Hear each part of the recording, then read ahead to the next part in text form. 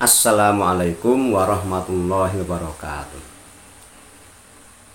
Alhamdulillah wasyukrulillah la haula wala quwata illa billah. Asyhadu an la ilaha illallah wa asyhadu anna Muhammadar Rasulullah. Allahumma shalli wa sallim ala Muhammad wa ala alihi wa sahbihi wa mawalah amma ba'd. Sahabat sekalian, selamat berjumpa lagi dengan saya Asrip Widodo. Nah, kita masih akan berbincang-bincang masalah agama dengan sederhana, nggak pakai ribet, nggak pakai jelimet. Dan tema kita kali ini adalah mengenai perceraian. Sahabat sekalian, ya, bagaimanakah perceraian di luar sidang pengadilan? Sahabat sekalian, ya, kali ini kita akan membahas dari fatwa Tarjih Muhammadiyah. Banyak orang yang mungkin bingung menghadapi kasus perceraian ini karena ada dua pendapat. Ada yang mengatakan cerai itu atau talak, orangnya bergurau atau main-main tetap jatuh talaknya meskipun diucapkan di rumah, di depan rumah, di kamar, ya, di warung, ya, di pasar. Ya, kalau menyebut kata talak atau cerai maka jatuh talaknya. Sementara di lain pihak ada yang mengatakan bahwa cerai itu tidak jatuh kalau tidak dijatuhkan di depan pengadilan. Nah, bagaimana yang benar? Sahabat sekalian, banyak orang yang gampang nyebut cerai, berkelahi dengan pasangannya, nyebut cerai, emosi sedikit cerai, sehingga kayak main-main atau kayak kayak barang yang mudah sekali untuk diucapkan begitu. Nah, maka kita perlu untuk membedahnya. Begini sahabat sekalian, memang dalam fikih klasik, ya, para ulama, itu dinyatakan bahwasanya cerai itu meskipun main-main itu jatuh cerainya, talaknya itu, ya, meskipun tidak di pengadilan. Nah, tetapi di negara kita itu sudah punya dua rujukan untuk membahas ini, yaitu yang pertama Undang-Undang Nomor 1 Tahun 74 tentang perkawinan, yang kedua kompilasi hukum Islam. Nah, kemudian bagaimana menurut Muhammadiyah? Muhammadiyah selaras dengan dua sumber itu, bahwa ya, perceraian yang dijatuhkan di luar pengadilan maka tidak dianggap jatuh perceraiannya.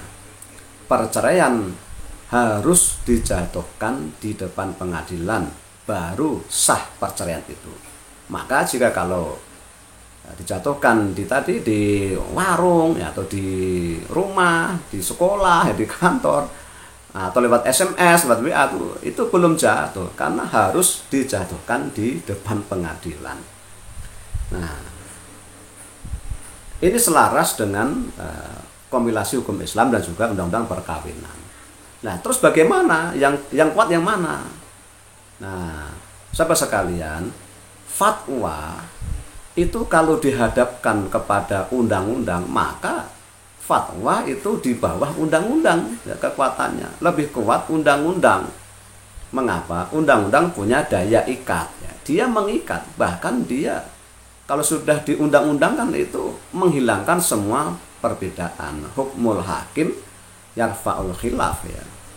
Ketetapan hakim itu menghilangkan semua perbedaan pendapat. Maka jelaslah fatwa itu hanya bersifat individual, ya. Dia tidak punya kekuatan mengikat, sedangkan undang-undang itu mengikat karena ada sanksinya. Nah, ada ketentuan-ketentuan yang memang kalau dilanggar akan ada sanksi yang diterimanya. Maka jelaslah bahwasanya menghadapi kasus ini, nah, maka yang tepat adalah kita mengikuti undang-undang negara, yaitu undang-undang tentang perkawinan dan juga kompilasi hukum Islam yang menyatakan bahwasanya perceraian itu jatuh hanya kalau dijatuhkan di depan pengadilan agama. Nah, begitu. Inilah yang menjadi fatwa dari Muhammadiyah. Mengapa? Sebab memang dulu ya NTCR ya, nikah, talak, cerai, rujuk itu urusan privat ya. Tetapi setelah lahir undang-undang itu ya, dan juga kompilasi hukum Islam itu menjadi wilayah negara ya. Hukum privat ya sudah diambil alih oleh negara, maka ya negara yang mesti kita patuhi ya. Karena tadi sifatnya mengikat ya. Kalau fatwa itu tidak mengikat.